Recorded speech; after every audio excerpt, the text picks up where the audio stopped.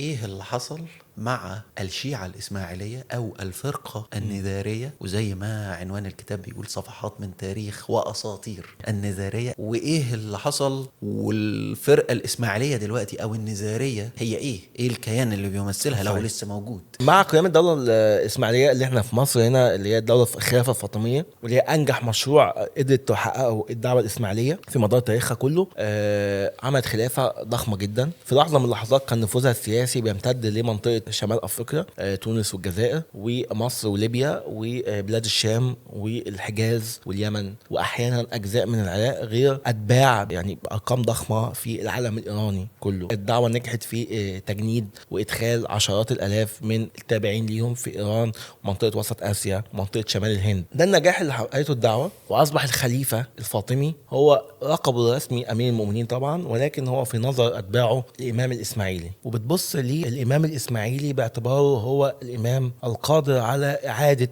العدل ومساواة المطلقة، وإن هو يحقق دولة العدالة ودولة المساواة المطلقة كما بشرت أدبيات الدعوة الإسماعيلية.